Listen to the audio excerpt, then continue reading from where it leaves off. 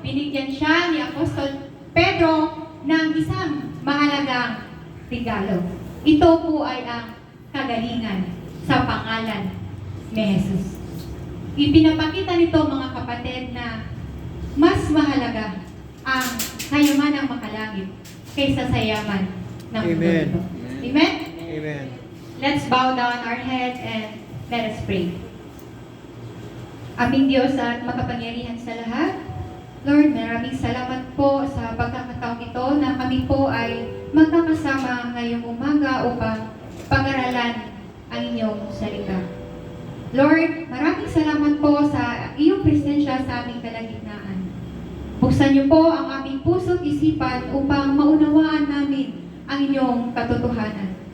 Lord, tulungan niyo po kami hindi lang para makinig, kundi aming isa sa buhay ang inyong turo.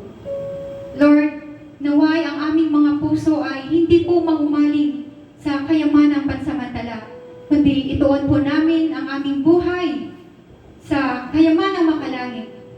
Lord, basbasan niyo po ako bilang inyong tagapagsalita upang maihatid ko po ang inyong mensahe ng malinaw. Lord, ngayong umaga po, kayo lamang po ang pararangalan sa lahat ng aming mga gawain. Salamat, Lord, sa iyong kabutihan sa aming mga buhay. In Jesus' mighty name we pray. Amen. Amen. So my topic is related lang po ato sa preaching ni Pastor Bob last Sunday. And my topic is entitled, We Must Focus on Heavenly Treasure Rather Than Earthly Treasure. Kailangan po mag-focus po tayo sa heavenly treasure, hindi po sa earthly treasure. Bakit? Why we must focus on heavenly treasure rather than earthly treasure? So meron po tayong 4 na rason.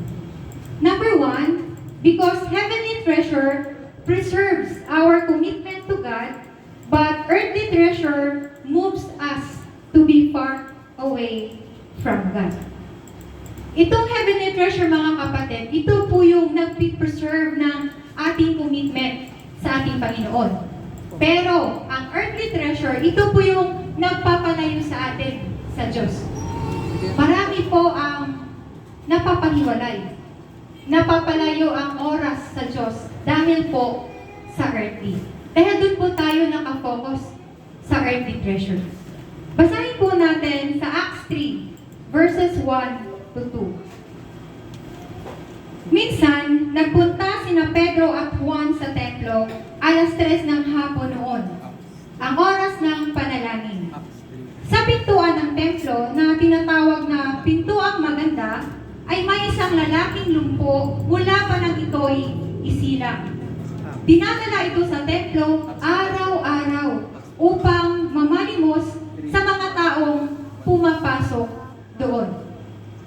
Sa verse 1, mga kapatid, napapansin po natin na mas mahalaga at nagpapahalaga sina Apostol Juan at Pedro sa heavenly treasure, sa spiritual things.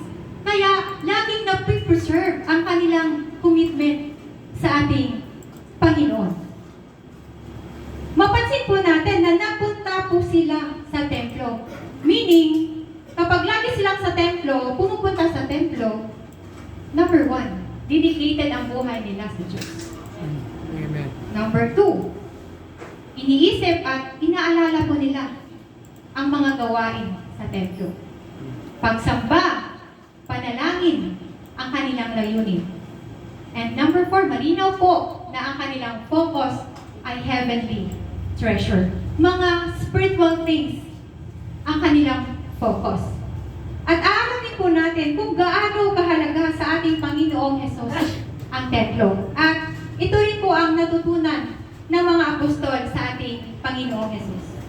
Basahin po natin sa Matthew 21, verses 12 to 13. Pumasok si Jesus sa templo at pinagtabuyan niyang palabas ang mga nagbibili at namimili roon. Ipinagtataob niya ang mga mesa ng mga namamalit ng salapi at ang mga upuan ng mga nagtitinda ng kalapate.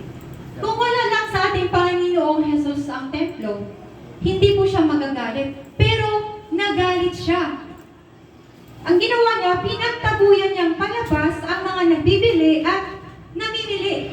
Kaya mga kapatid, mahalaga sa ating Panginoong Hesus ang templo. Ang sabi sa verse 13, sinasabi sa kasulatan, ang aking tahanan ay tatawaging bahay dalanginan. Ngunit, ginawa niyo itong lungga ng mga magnanakaw. Para po sa ating Panginoong Hesus, mga kapatid, ang templo ay bahay dalanginan. Kaya napakahalaga po sa ating Panginoong Hesus ang templo. Sa ngayon po, ang templo ay ito po yung local church, yung simbahan, ang pinagdadausan natin, ang pinagtitipunan natin. At ang sabi po dito, wala naman pong nabagong utos sa panahon pa ng Old Testament at maging sa New Testament. Then makikita po natin na mahalaga sa mga anak ng Diyos ang pagtitipon sa isang lugar. Amen po ba? At katunayan, ito'y pinagtibay po sa gawa at sa Hebreo. Basahin po natin sa Acts 2, verse 46. Every day, they continued to meet together in the temple courts. Literal po ito mga kapatid. Ang sabi, every day, they continued to meet together in the temple courts. Ibig sabihin, mahalaga talaga sa kanila ang isang lugar na kung saan doon sila magtatipon. Ang templo, ang church. At dito naman po sa Hebrew 10, verse 25. Huwag nating kaliligtaan ang pagdalo sa ating mga pagtitipon gaya ng ginagawa ng ilan. Sa halip, palakasin natin ang ating loob ng isa't isa, lalo na ngayong nakikita natin malapit na ang araw ng Panginoon. Kapag sinasabing huwag kaliligtaan ang pagdalo sa ating mga pagtitipon, meaning merong lugar kung saan magtatipon. At ito po ang ginawa nila Pedro at Juan at ang iba pang mga apostol. Sila'y pumasok sa templo para manalangin at sumamba sa ating Panginoon. Kaya lagi pong napipreserve ang kanilang commitment sa ating Panginoon. Kung hindi po mahalaga sa atin ang templo, kung hindi po mahalaga sa atin ang church, hindi po tayo nakapattern sa sinasabi ng Biblia. Meron po tayong sariling interpretasyon. Basahin po natin sa Acts 3, verse 2. Sa pintuan ng templo na tinatawag na pintuang maganda, ay may isang lalaking lumpo. Mula nang ito'y isilang. Dinadala ito sa templo araw-araw upang mamalimos sa mga taong pumapasok doon. Ano po ang dapat maunawaan ng lalaking lumpo? Nasa templo, nasa labas. Hindi pagsamba ang focus, kundi mamalimos. Earthly things ang nasa isip niya. Pera ang laman ng isip niya. Pati na rin po ang nagdadala sa kanya. He is dependent on the goodness of temple visitors. Basahin po natin sa Acts 4, verse 22. He will sat there for many years because he is over 40 years old. So, mahigit 40 years old na pala itong lalaking lumpo na nasa templo. This man is so close to the holy place, but yet, so far away from it. Nandun nga. Malapit naman siya sa templo, pero napakalayo naman ng kanyang puso. Di man na niya sinabi na, Lord, pagalingin mo naman ako. Kasi mahigit 40 years. At naniniwala po ako na nakita na po niya ang ating Panginoon na pumupunta sa templo, na pumupunta sa church. Pero hindi po siya pinagaling dahil hindi man lang siya nagmakaawa. Kaya ganoon din po sa atin mga kapatid. Kahit gaano kalapit sa atin ang church, kahit membro pa po tayo ng isang Kristiyanong pamilya, kung ang puso at isip po natin ay nasa earthly things, napakalayo pa rin natin sa ating Panginoon. At gawin po tayo alipin. Ang sabi po sa Matthew 6 verse 21, for where your treasure is, there your heart will be also. Kung nasaan po yung kayamanan natin, naroon din po ang puso natin. So why we must focus on heavenly treasure rather than earthly treasure? Because heavenly treasure preserves our commitment to God. But earthly treasure moves us to be far away from God. Number 2, why we must focus on heavenly treasure rather than earthly treasure. Because heavenly treasure gives unexpected miracles, but earthly treasure motivates us to gain something by ourselves. Kailangan po mag-focus po tayo sa heavenly treasure dahil ito po yung nagbibigay sa atin ng unexpected miracles, mga unexpected blessings.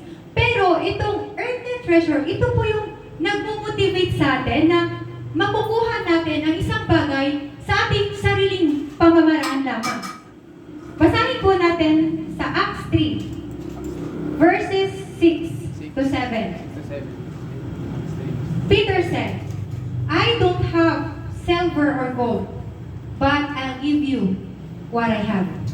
In the name of Jesus Christ of Nazareth, stand up and walk.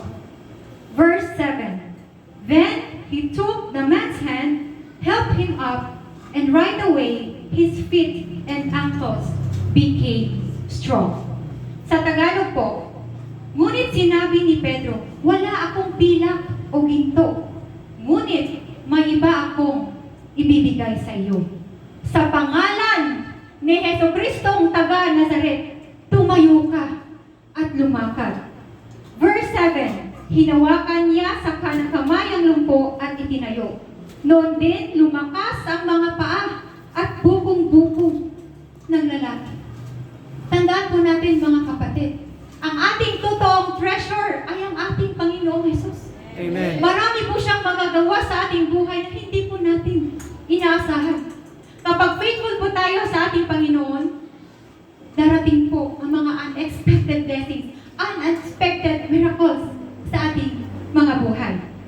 Halimbawa po sa buhay nila Pedro, yung mga disciples po na isipang tumalaon, mangisda, ang nangyari po, wala po silang huli. Pero basahin po natin sa John 21, verses 2 to 6. Magkakasama sina Simon Pedro, Tomas na tinatawag na Kambal, Nathaniel na taga Cana sa Galilea, ang mga anak ni Zebedeo, at dalawa pang alagad. Sinabi sa kanila ni Simon Pedro, mangingisda ako. Sasama kami, sabi nila. Umalis na sila at sumakay sa isang bangka. Magdamag sila ng isda, subalit wala silang huli. Verse 4, nang mag-uumaga na, tumayo si Jesus sa pangpang, ngunit siya'y hindi nila nakilala. Sinabi niya, mga anak, mayroon ba kayong huli? Wala po, sagot nila. Verse 6, ihulog ninyo ang lambat sa gawing kanan ng bangka at makakahuli kayo, sabi ni Jesus. Inihulog na nila ang lambat at nang hilangin nila ito ay hindi nila makaya sa dami ng huli. Kita niyo mga kapatid, unexpected blessings, unexpected miracles. Kasi isipin po natin na magdamag na po sila, wala po silang nakuha, wala po silang huli. Ibig sabihin yan mga kapatid, kapag tayo po ay naglilingkod sa ating Panginoon, merong favor si Lord sa buhay natin. Amen. May blessing sa ating Panginoon. Amen. Wala man tayong silver and gold, wala man tayong may pagmamalaking mga ari-arian, pero mayaman naman po tayo sa goodness ni Lord. Amen po ba? Amen. Palakpakan po natin si Lord. Pinupusok naman niya tayo ng kanyang pagmamahal, ng kanyang awa, at ng kanyang mga unexpected blessings and miracles. Kapag tayo naman po ay pinagpala sa mga material na bagay or even extraordinary things, marunong po tayong magpakumbaba at kilalanin kung sino ang nagbigay sa atin and be a blessing to others. Amen? Amen. So ano po ang hindi inaasahan ng lumpo na nangyari sa buhay niya? Kasi wala naman siyang pakialam sa physical niya at spiritual niya, ang sa kanya lang is nagsusumikap siyang mabuhay. Amen. Makuha ang gusto niya, magkapera sa pamamalimos. Pero hindi niya alam na merong isang malaking blessing ang darating sa buhay niya. Mula nung ma-encounter niya ang mga tapat na lingkod ng Diyos. Basahin po ulit natin sa Acts 3, verses 6 to 7. Then Peter said, "Silver or gold I do not have, but what do I have, I give you. In the name of Jesus Christ of Nazareth, stand up and walk." Verse 7. Then he took the man's hand, held him up, and right away, his feet and ankles became strong. Naging strong po ang bukong-bukong ng lalaking lumpo. Hindi niya po lubos akalain. Hindi niya po lubos maisip na mangyayari po yun sa buhay niya. So nabuhayan ng loob ang lalaking lumpo. Naunawaan niya na meron pang mas mahalaga kaysa sa silver and gold o sa yaman ng mundo ito. Tayo mga kapatid, kailan tayo mananatiling lumpo? May paa ka nga, pero ginagamit mo naman sa ibang bagay. May paa nga tayo, pero hindi naman po natin may hakbang papuntang church. Hindi naman natin may hakbang sa gawain ng Panginoon. Hindi po natin may hakbang na may katapatan sa Diyos. Ang sabi po dito, ang makilala po si Jesus sa pamamagitan ng pagpapaliwanag ng mga tapat na lingkod ng Diyos. At sa tulong ng banal na Espiritu, ito'y malaking pagbabago sa buhay natin. Dahil ang pilak, ginto at kayamanan sa mundo, kailanman ay hindi po nagdudulot sa atin ng buhay na walang hanggan. Amen po ba? Amen. Kaya kung nakilala na po natin ang ating Panginoong Hesus at nabago na po tayo ng ating Panginoong Hesus, huwag na po tayong maglumpo-lumpuhan dyan. Bangon! Humakbang! Magpuri! At magpasalamat sa Diyos! And magpagamit po tayo sa ating Diyos. Amen? Abante. So, we must focus on heavenly treasure rather than earthly treasure. Because heavenly treasure gives unexpected miracles, but earthly treasure motivates us to gain something by ourselves. Amen. Number 3, why we must focus on heavenly treasure rather than earthly treasure. Because heavenly treasures reminds us that it is the most important thing than earthly treasure. Basahin po natin sa Acts 3, verses 8 to 9. Palukso itong tumayo at nagsimulang lumakad. Pumasok siya sa templong kasama nila habang naglalakad at lumulundag na nagpupuri sa Diyos. Verse 9, nakita ito ng lahat. May spiritual transition po na nangyari sa lalaking lumpo. Siya po ay mahigit 40 years old na ang buhay ay nakulong sa pera, sa pamamalimos. Malapit sa templo, nakarinig ng mensahe, pero malayo naman ang kanyang puso. But finally, namulat ang kanyang mga mata. Nabuksan po ang pananaw ng lalaking lumpo nung ma-encounter niya ang ating Panginoon.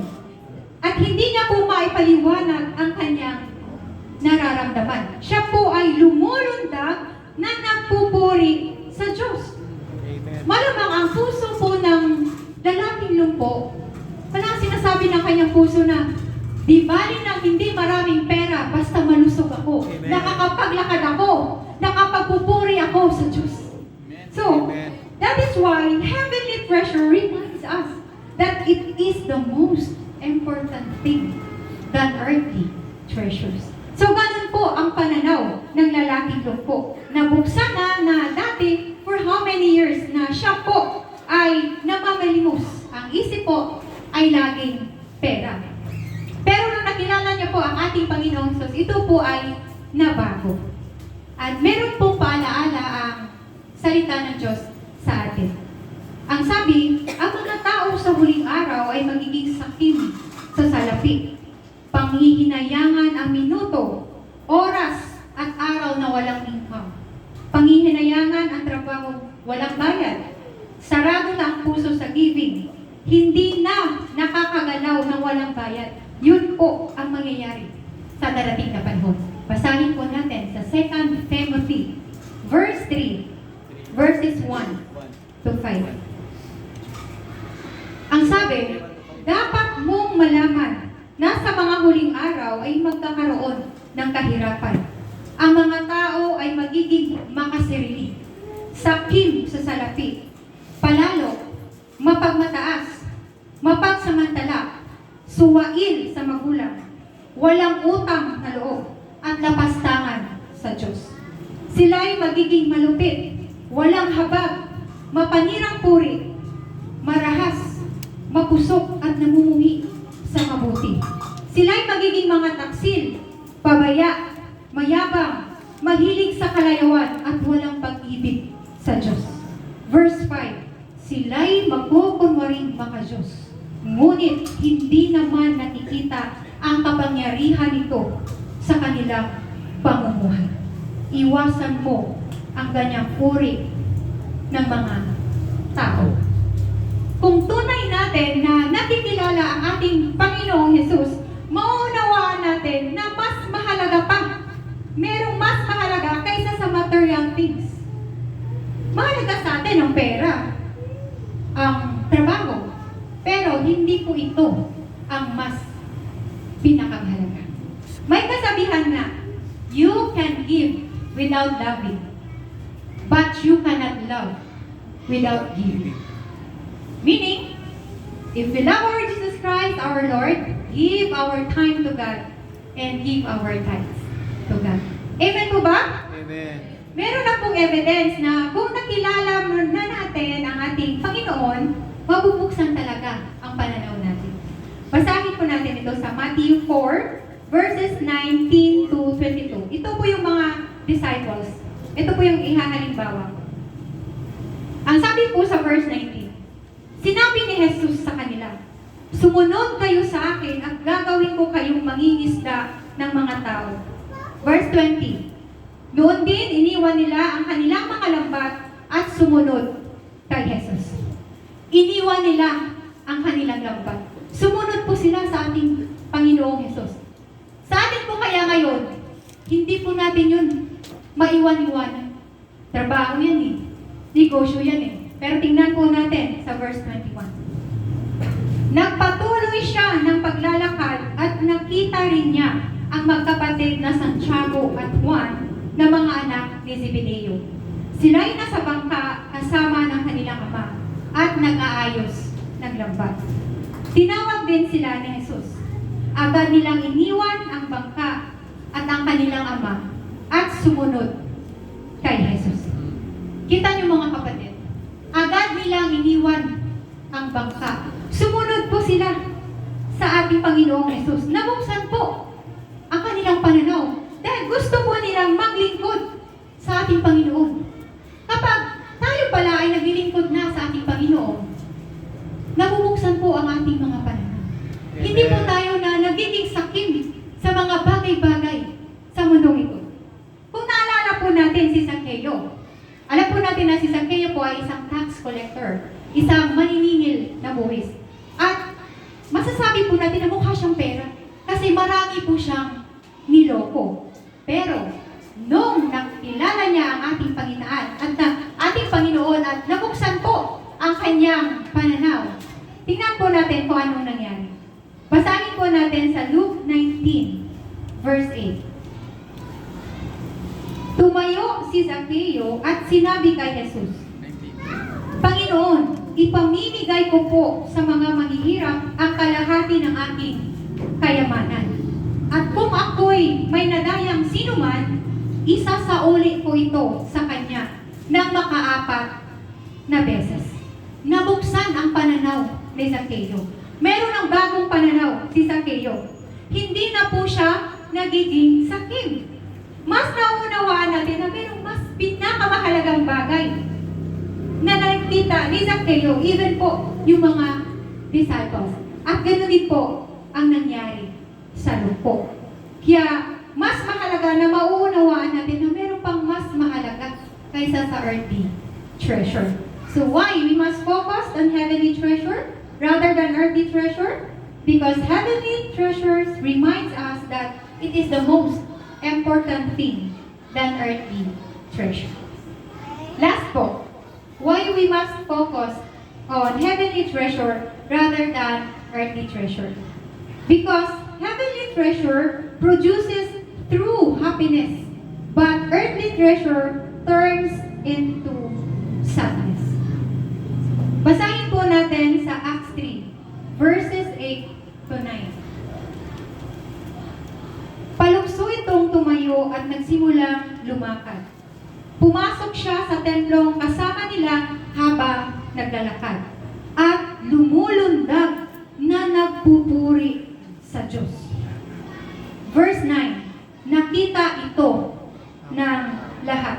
Pansinin po natin mga kapatid, lumulundag na nagpupuri sa Diyos.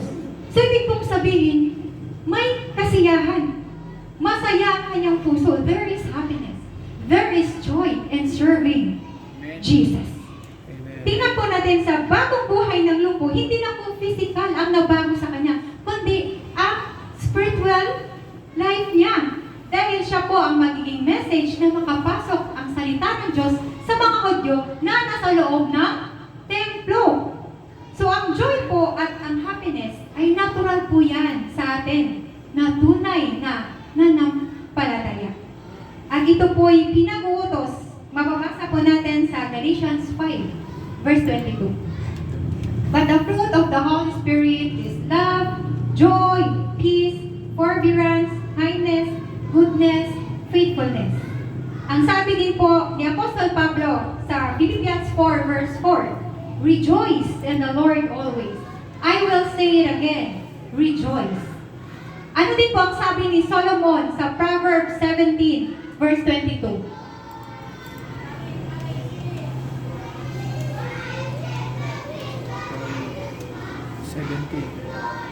Proverbs 17, verse 22.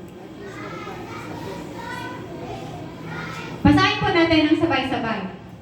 A joyful heart is good medicine, but a broken spirit dries up the bones.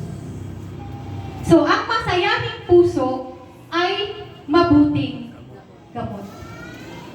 Merong mga churches na hindi po ma-express ang tunay na joy dahil sa kanilang rules and tradition. Parang bawal mag-clap, bawal tumalon, bawal magtaas ng kamay during praise and worship. Ano tayo mga kapatid? Robot? Wala tayong damdamin?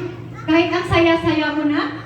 Halimbawa po sa kanta na, there is joy in serving Jesus. Hindi pa rin po ba tayo masaya kahit sinasabi, there is joy in serving Jesus? Hindi po masama na i-express po natin ang ating joy sa ating Panginoon. Halimbawa po, kung nanalo ka ba sa isang labanan, paano mo maipakita ang iyong joy? Ganun ba? Nanalo tayo? Walang kabuhay-buhay? Kung bibigyan ka ba ng 1 milyon, ay kapatid, bibigyan ka ng 1 milyon. Paano mo maipakita yung joy mo? Ganun ba?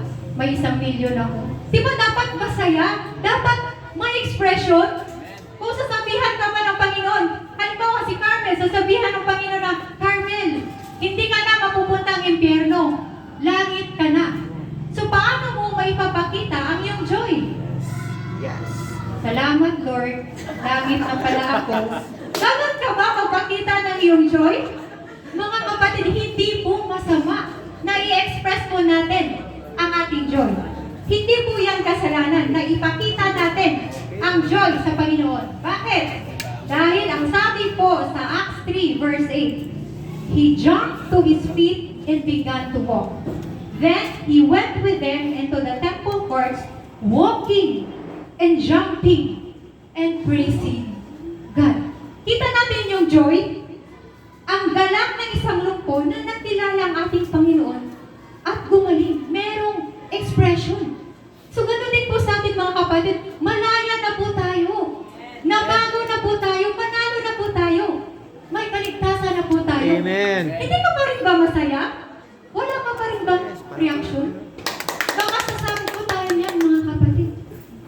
Halimbawa po, kung mahihain ka, hindi mo ma-express dito sa church ang iyong joy sa ating Panginoon. Sa bahay na lang. Mga kapatid, ipakita po natin sa ating Panginoon. There is joy in serving Jesus. Amen po ba? Ipakita po natin ang tunay na nararamdaman natin sa ating Panginoon. Dahil malaya na po tayo. We can express our feelings to Him. Amen? Mag-conclusion na po ako. Iiwanan ko po kayo ng isang quote. At ito po ay aking nabasa. Ang sabi, our greatest riches are not in what we keep, but in what we give away for God's glory. Sa mundong ito, marami ang naniniwala na ang tunay na yaman ay nasusukat sa dami ng ating ari-arian. Bahay, pera, lupa, kotse, at mga negosyo, at iba pa mga material na bagay. Ngunit sa prinsipyo ng Diyos, ang pinakamahalagang kayamanan ay hindi po yung mga bagay na iniipon natin sa sarili natin, kundi yung mga binibigay natin para sa Kanyang kaluwalhatian. Amen? God bless everyone.